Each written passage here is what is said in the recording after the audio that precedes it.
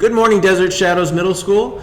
At this point in the morning announcements, I really want all students and teachers to tune in, face this video, and listen carefully because we're going to offer some important safety tips related to campus safety. Sometimes we come on these video announcements and we talk about fire safety, fire evacuation, or lockdown safety. Today it's a little different, but it's even more important because the solution to the challenge and the concern really involves everyone on campus, from our custodian to our duty staff to our teachers and students. And I'm talking about the coronavirus concern, the flu virus concern, and other general concerns about a healthy environment at school.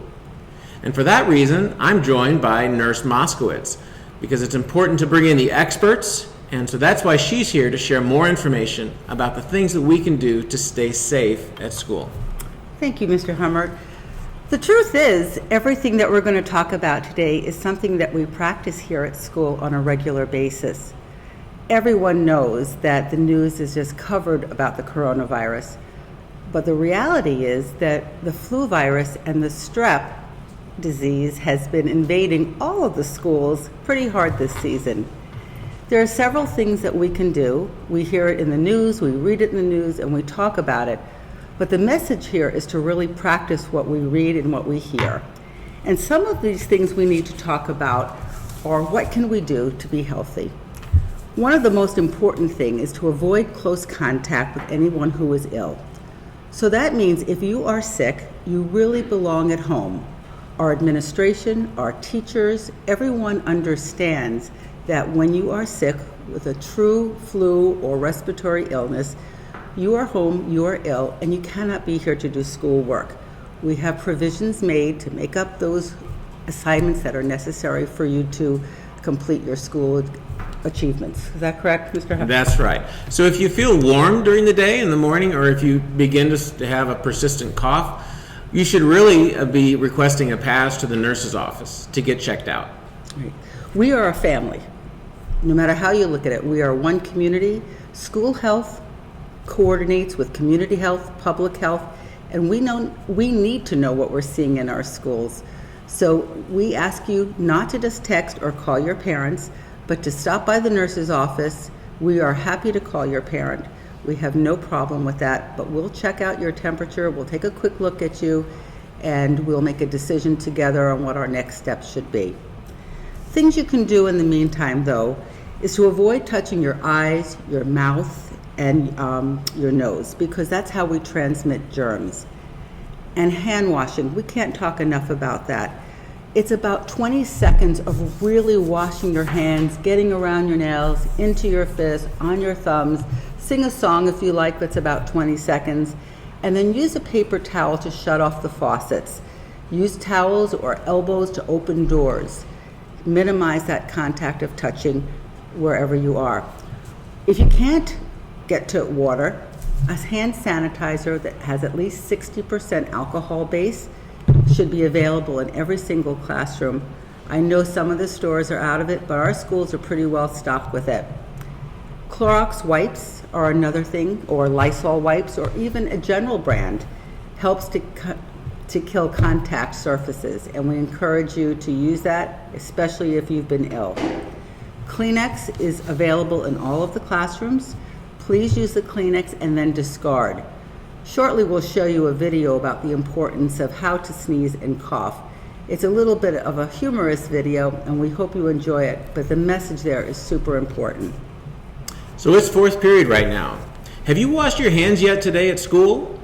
You probably should have washed your hands today at school already. Whenever you use the bathroom, make sure you wash your hands and wash your hands well.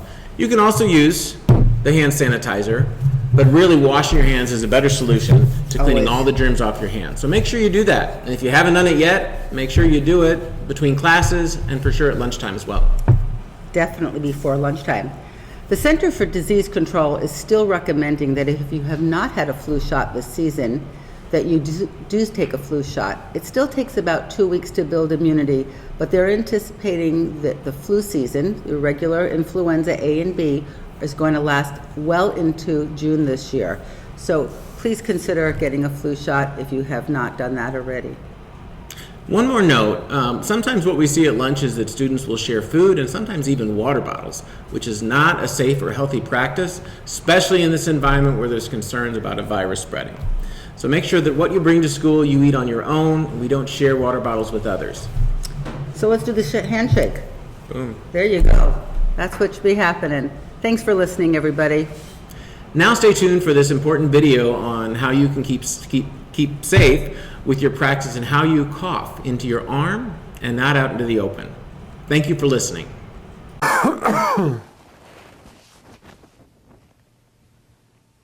Millions of disease-causing germs are launched into the atmosphere every time someone coughs or sneezes. It is customary to cough and sneeze into one's hands, supposedly to prevent the spread of germs. But germs get onto the cougher's hands and are spread to telephones and doorknobs, and from there they are spread to other people's hands and mouths, and who knows where else. The best place to cough is into fabric, such as one's sleeve, where germs are trapped while they desiccate and die. But people in polite society do not cough into their sleeves. Such behavior is frowned upon. The purpose of this video is to make coughing into one's sleeve fashionable and even patriotic.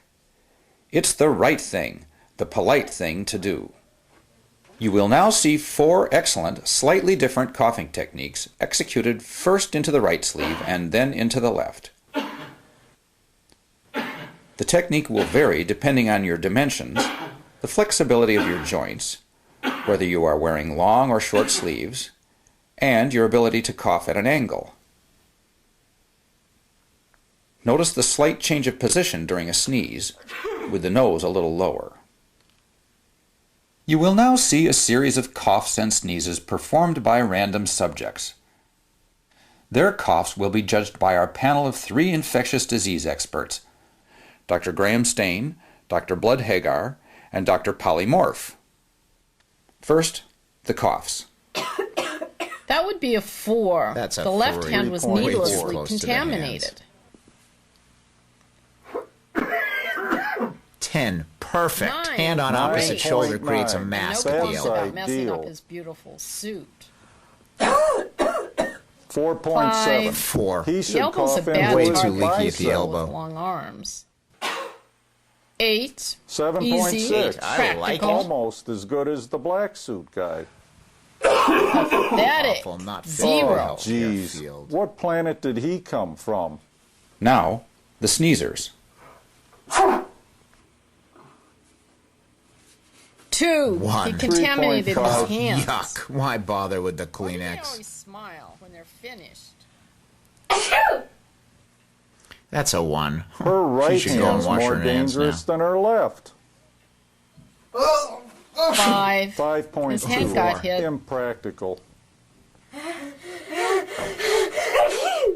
9. Wow, 9. great germ Great. entrapment. But Nearly they messed up perfect. their hair. Who let him back in? Get that guy out of here. He doesn't rate the Yuck. time of day. A perfect 10. 9.9. What more 10. can I Awesome. say? She's the one to imitate. We must train ourselves to cough into the nearest appropriate fabric, which is usually a sleeve. Most healthcare garments lend themselves well to this technique. Unfortunately, many street clothes do not.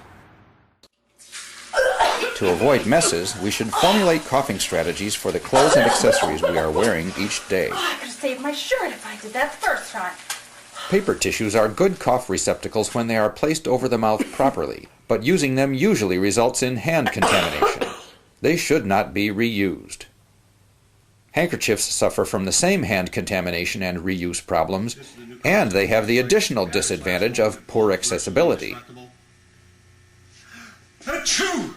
Ew! Ew! From an infection control standpoint, the perfect answer would be an armband that could be changed after each use. However, society is not yet ready for such a radical change. So, in keeping with the recommendations of the Centers for Disease Control and Prevention, why don't we just do it in our sleeves? It's the right thing. It's the polite thing to do. And remember, if you make a mistake and cough or sneeze into your hands, please wash them immediately.